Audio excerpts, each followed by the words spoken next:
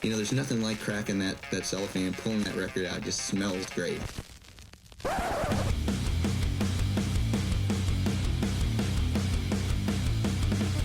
Welcome to BODS Mayhem Hour. Non-stop hardcore energy. I love the show, guys. You're awesome. Unlike any other. With your host, John the Bod, a.k.a.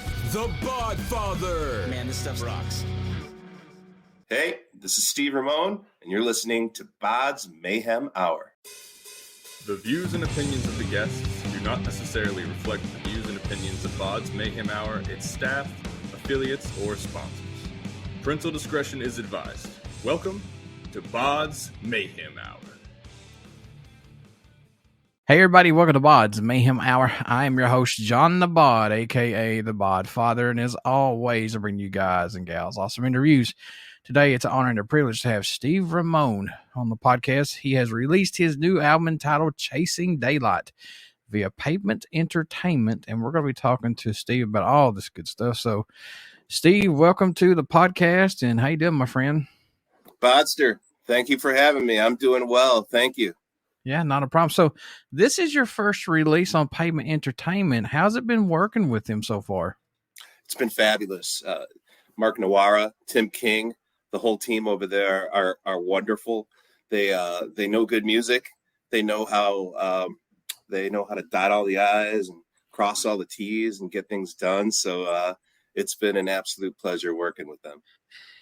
I do a lot of interviews for Pavement, and I see a lot of great bands that they take under their wings and be like, look, these folks need a fair shot. And that's cool. I'm glad to see that there's still people out there who trust in these guys and gals like this.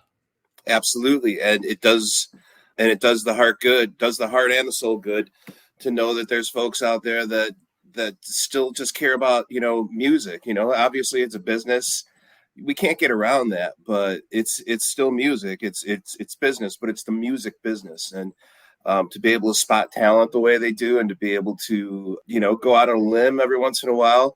I know they did with me. I'm not your typical artist that Pavement would have. Probably a little bit on the lighter side or a little more on the pop side, but they still took a chance on me because they believed in the songs, they believed in the music, they believed in the team that we have put together. So my hat's off to them. What's the nucleus for you that keeps you moving right along still to this day to create music? It's the love of it's the love of a great hook, of a great song. It's the love of the artistry of the studio, being able to go and make sounds and make music. And it's the love of live performance. We'll be on tour in September with Glenn Hughes from Deep Purple, doing the 50-year burn anniversary. And, those three factors, it's like, what is it? You take a stool and you have three legs, and it works a lot better than if you have four, because those 3 points, they create a plane.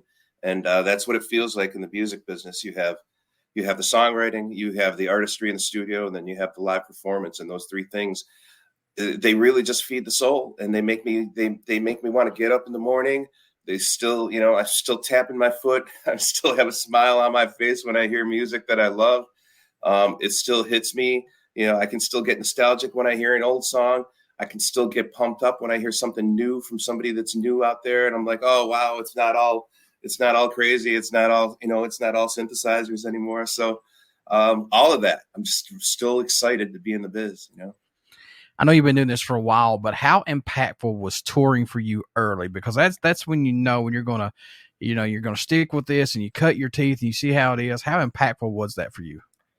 It was huge because, it's different. It's different when you get out there and you have to do it every single night in spite of what's going on around you. And it's one thing to be in a band and be like, oh yeah, we're playing in this town on Friday and then Saturday. And then, we're going to go to work the following week. And then, we're going to maybe rehearse on Tuesday and Jake's going to learn that song and we're going to do whatever. All right, we got this other bar we're playing at, across town or something like that. So it's one thing to do that, and it's a hell of a lot of fun, and it's like what a lot of people still do. But when you pack up at the end of the night and you get on a bus and you go to a different town the next day, you do the same thing, and then the next day you do the same thing, and then the next day you do the same thing, and then the next day you do the same thing, and the whole time, So, whether it's your wife or whoever that's calling you saying, hey, the washing machine's broke or whatever, it doesn't matter because you're on the road and you've got a show to play and you got sound check to play. So it's a very, very different thing. And once you get to understand that side of it and you understand the commitment and what you give up in order to have those 45 minutes every night, it changes your outlook on everything. And some people go, yep, that's for me. I can't stay away from it. And other people go, no, I need something that's a little bit more basic. And so there we go, man. How excited are you to finally have this new album out and be done with it and move on? Old to you and new to us. It's bittersweet because it's a labor of love. And, I worked with ChipZnuff from EnuffZnuff. He produced it, putting this whole thing together. And it's been a huge relief to get it in the can and get it mixed and mastered and then have it get out there. But it's bittersweet, too, because these songs are a labor of love. And we had a great time doing it. Having said that, we get to go out and play them now. And, you're always really working, trying to get to the point where you can maybe get another one going. And then all the juices start flowing again. You start writing more songs. I've got so many songs in the can. It's ridiculous anyway. But, it's you start writing more and you start thinking more and you're like, yep, I got an idea for the second one. And then you realize that, hey, you know what? I think I can do this just as well or better again, and then it starts all over again. And now it's a vicious cycle, Do you feel, Steve, this album had to come out swinging and make a statement for you after, all the pandemic and everything? Do you think this had to come out swinging or no? It absolutely had to. There's no doubt. It had to be big and it had to be powerful and it had to be, all encompassing and it had to really show all facets of what the Steve Ramone band's all about. We're not your typical heavy metal hard rock band. There's kind of like a juiced up, Tom Petty or Bruce Springsteen's, like you take those bands and you throw them on some steroids or something, and that's kind of what you get with us, because our players are awesome and everybody can really rip through their stuff, but we tend to use it in, just little doses here and there. And the songs are undeniably pop rock. I read a review of the record the other day and it said, it's like Ramone's coming out and just being, unabashedly pop rock. And that's exactly what we're doing. We're just saying, hey, these are songs, I'm not here to diddle your brains out or anything for 5 hours. And I'm not going to be screaming, a B over high E or whatever all night or anything, but they're going to be songs and you're going to love them. And I dare you not to tap your feet or at least smile or at least, notice one of those hooks here and there. And because they're infectious, they really are. And you might want to put on a brave face and say, no, it's not heavy enough, but I guarantee you're going to walk away liking at least one. Do you feel, though, that bands should still be taking advantage of the live streaming events like they did in the pandemic? Because I still feel like that's an outlet to reach out to more fans as well. I feel like they should be still doing it. Do you think that, you guys could do that possibly? I think we could. I think we absolutely would. And, when I played guitar for EnuffZnuff, we did that on Monsters of Rock, for Monsters of Rock quite a bit. We would go to their facility and we would live stream.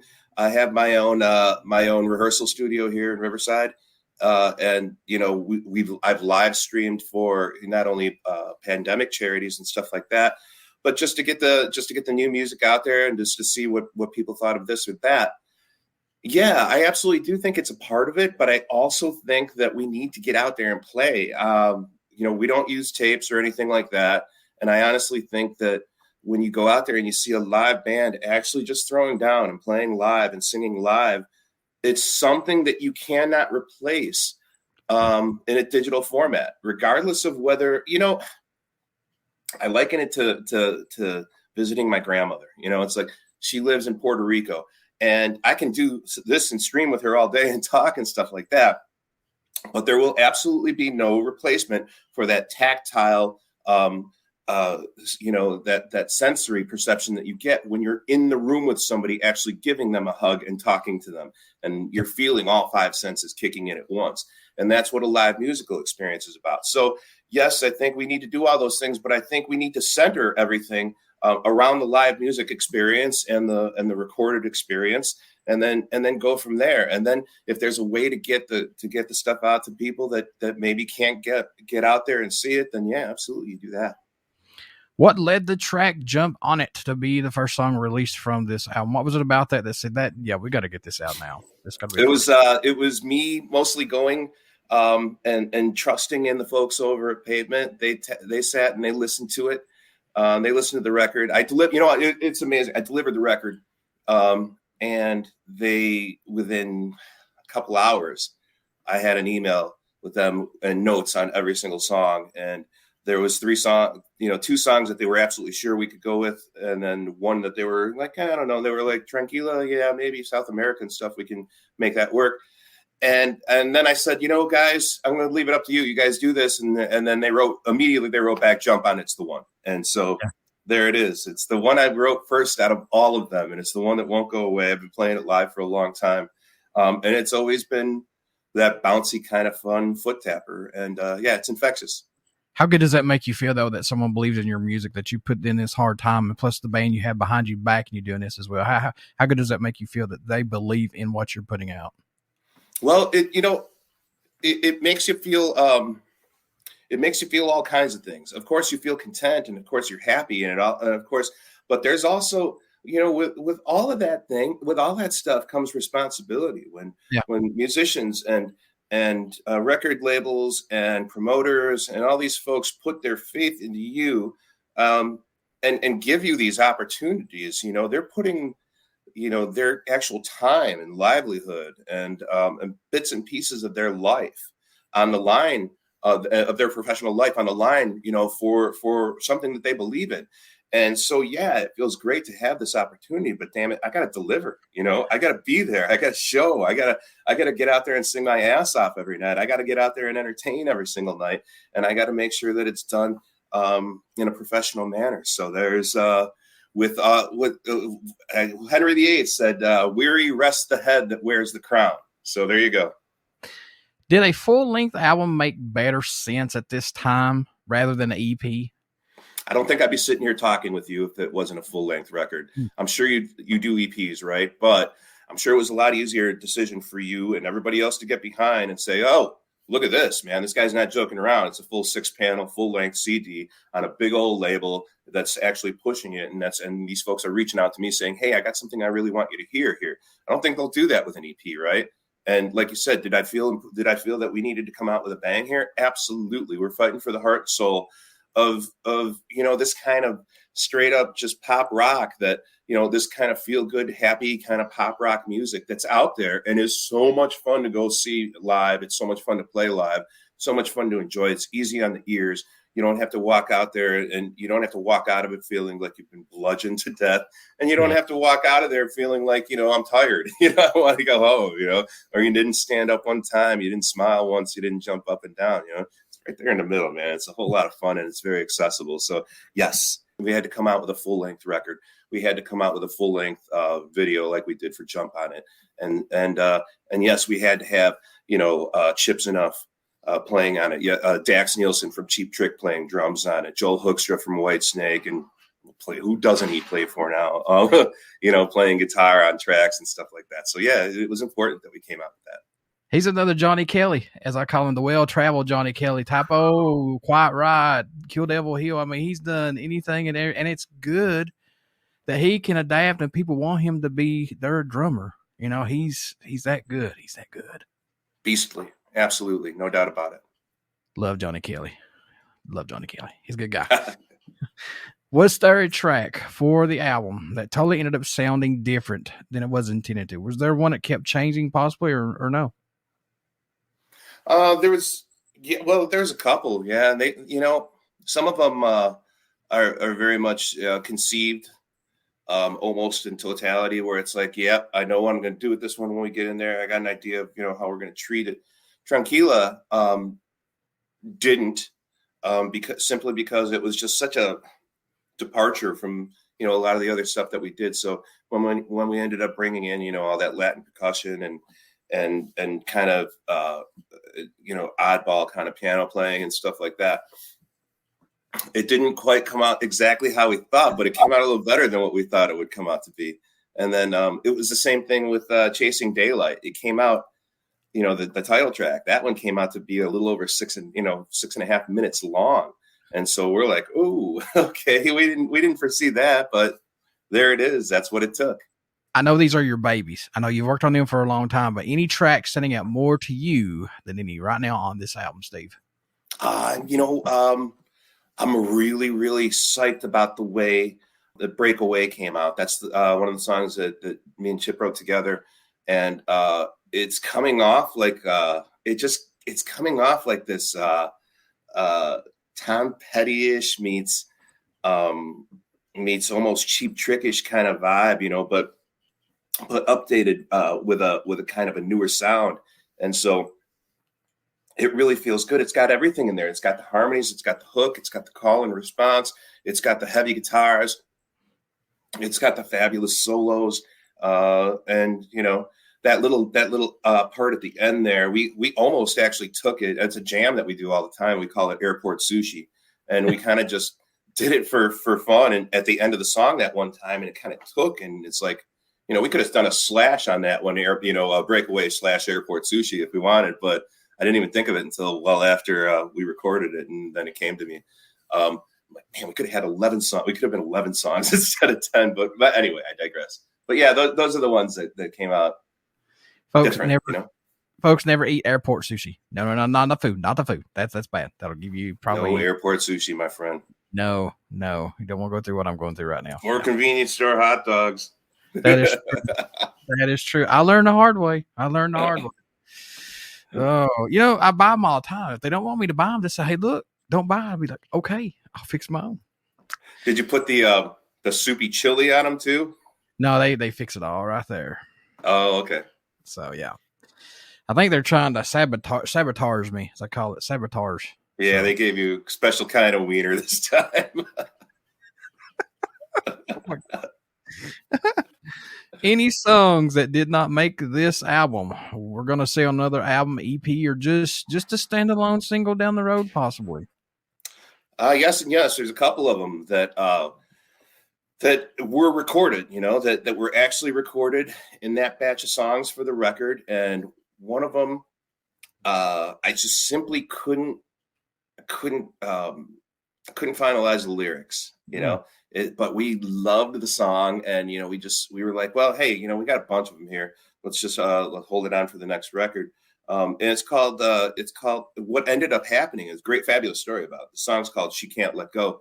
But after we finished the record, we ended up going on tour with the London Choir Boys, and we did a bunch of shows with them all over the country. And I got to be friends with those guys, and then we had a little writing session back and forth. So I ended up actually finishing off the lyrics with Guy Griffin Paul from the London Choir Boys, and I can't wait to put this song out on the next record. It's that good. I mean, it's gonna be a lot of fun. Is the track listing placement important for this album when it came out? Track listing, we went through quite a few revisions for track listing, and it's I get asked about track listing quite a bit, and I'm heartened that that's the case, because it's hugely important. The way a record flows, the way, especially now, it used to be that you had two shots at it when it was way back in the day with LPs, because you'd have side A and you'd have side B. You'd always hear musicians talk about side A of this record or side B of that record or whatever. Mm-hmm. So you had two shots at track listing back then. Now you only have one shot at it. And to do that with 10 songs is awfully difficult. And the track listing that actually made the cut was done by our keyboard player, John Scarpelli, who played piano on Chasing Daylight, played drums on another song. Fabulously talented musician. I mean, scary good. Sings like a bird as well. I mean, really just a scary good musician. But he sent me, I sent him the songs, and he was listening to them, and he just kind of said, "Oh, by the way, here's the order I would put them in." And I looked at it, I'm like, listening to it, I'm like, damn, if he isn't right about that. And I wish I would have thought of it myself, but I didn't. So yeah, he gets credit for that deal. This album was produced by ChipZnuff from, of course, EnuffZnuff. How was it working with him, and did he get something out of you, Steve, that maybe somebody else might not have gotten, possibly? He always does. We've known each other since we were kids. Well, since I was since we were kids. Yeah, we could say that. Yeah. And he always does get something out of me. He's just so, aside just from being so damn good at playing bass and producing, he's become quite the producer, and he's got a real good understand. He's not like the most technical person in the world when it comes to all the gadgetry in the studio, but he knows the capabilities of everything in the studio, and so he can call upon those things all the time. And so, and yeah, I mean, if we would have just met each other, I suppose he probably wouldn't have said some of the things that he said to me, or you know, or challenged me in the way that he challenged me.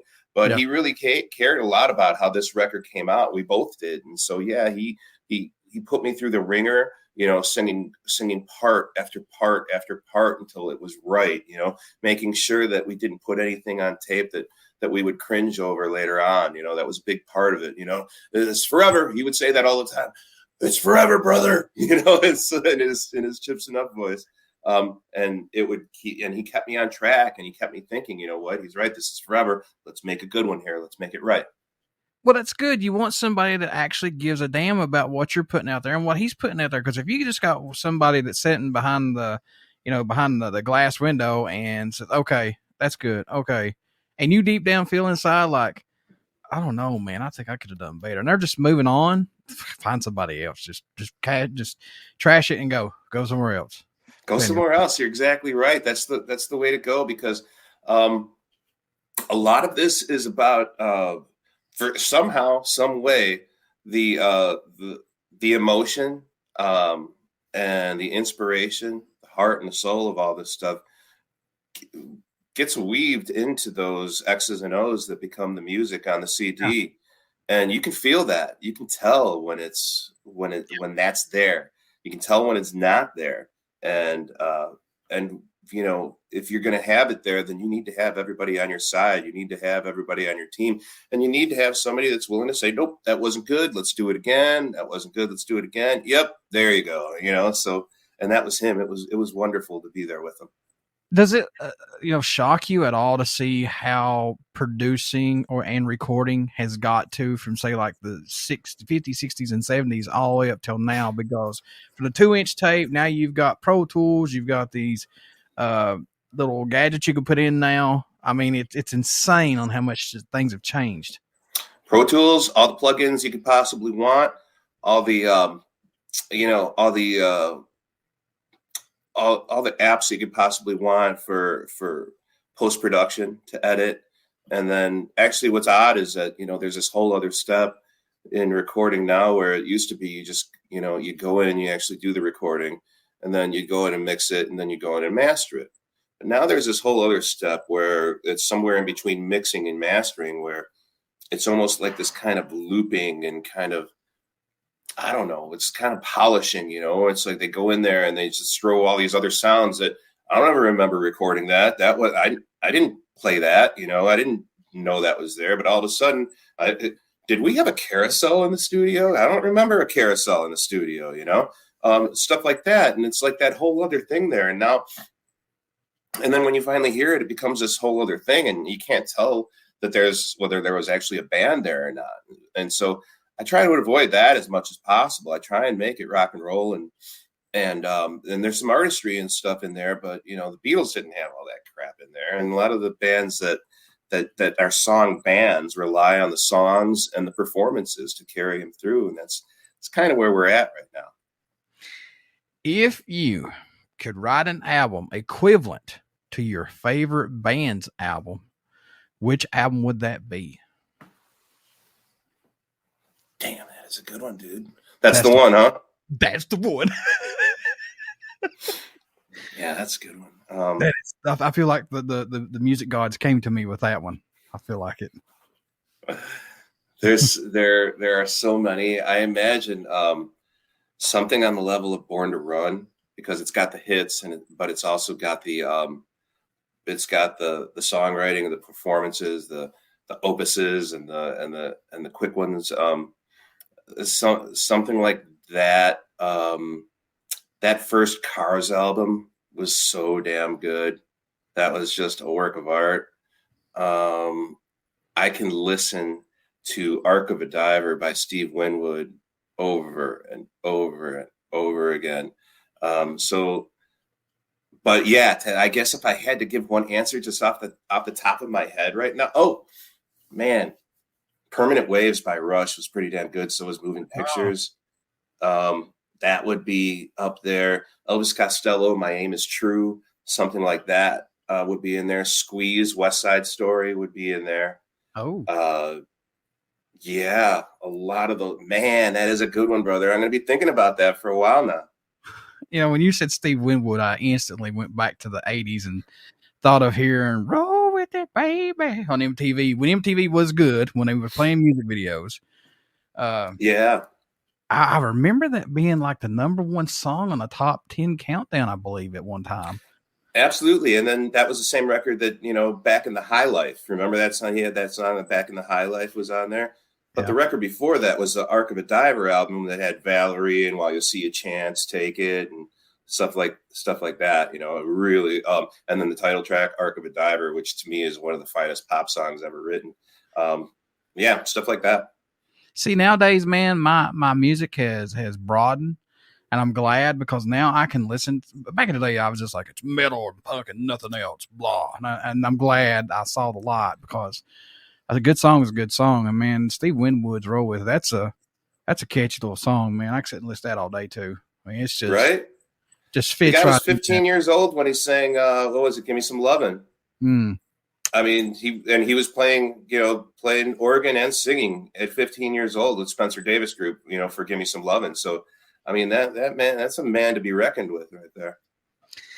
All right. What's been your most memorable show that you can't believe that you've been a part of that still blows your mind today, possibly? Have you had that moment yet? So I've had that moment as a musician. I've played in front of, the 30,000 live and stuff like that. I've opened for like really, really cool bands like Alter Bridge and stuff like that, when I was playing with EnuffZnuff, and I've gotten to play open air auditoriums, and I've gotten to do a lot of really, really cool things.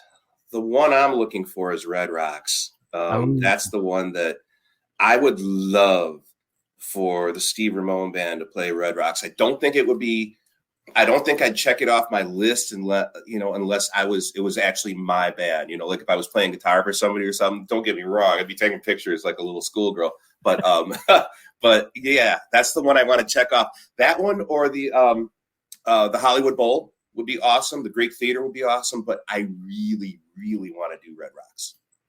I want to ask one more question about Chasing Daylight here. Was there anything that you wanted to add that didn't get added musically that you said, yeah, now I wish I would have done it, but no, it just came out perfectly?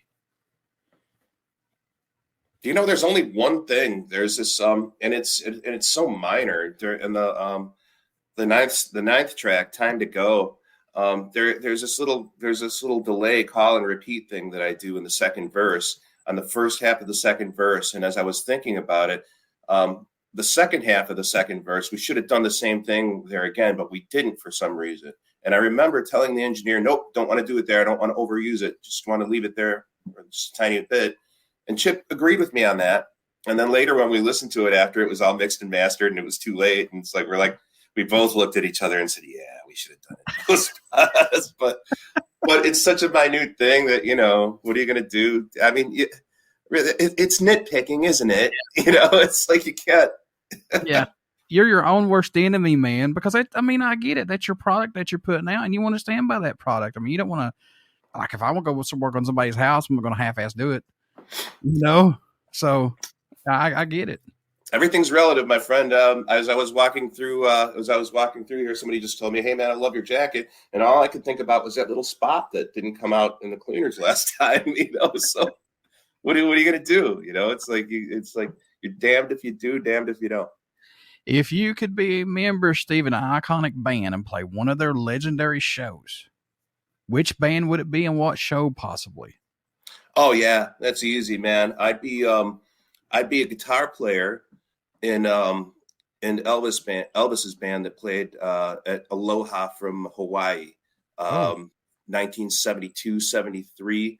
That was one of the coolest live records to date, I think. And that's one that I would And that's one that I would want to do a bit of part of that live record. And by the way, now that I've had some time to think about it, the album that I would most want to write would be something on the scale of Rumors by Fleetwood Mac.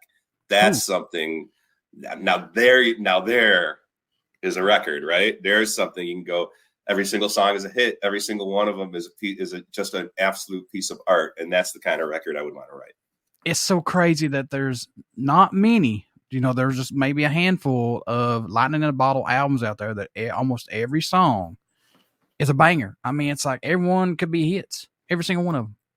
Every single one of them. Stevie Wonder has done it a couple times. Trying to think, Fleetwood Mac did it twice with the Fleetwood Mac album and then Rumors. But yeah, there's some of them. There's some of them out there. We can't really count the compilations. Otherwise, you'd take things like, James Taylor's, greatest hits and stuff like that, or everybody's greatest hits. And Supertramp Breakfast in America was pretty good too.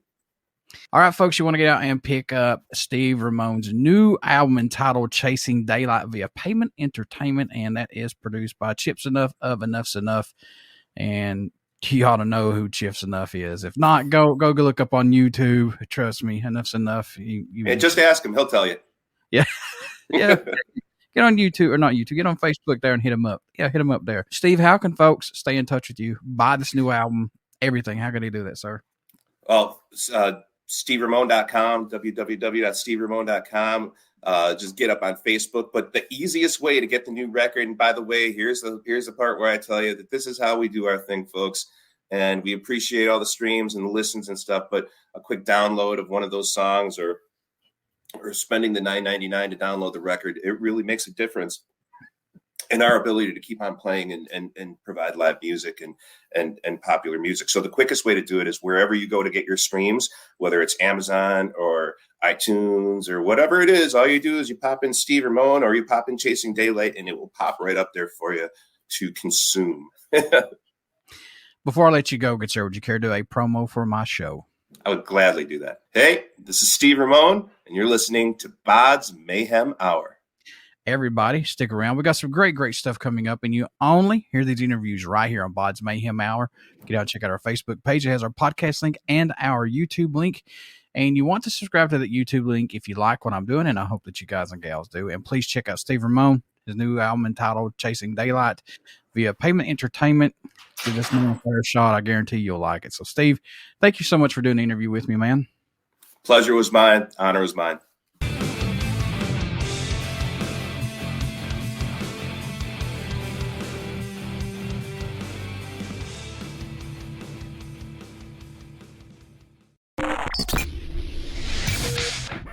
You're listening to BODS Mayhem Hour. Follow us on Facebook, Twitter, and Instagram.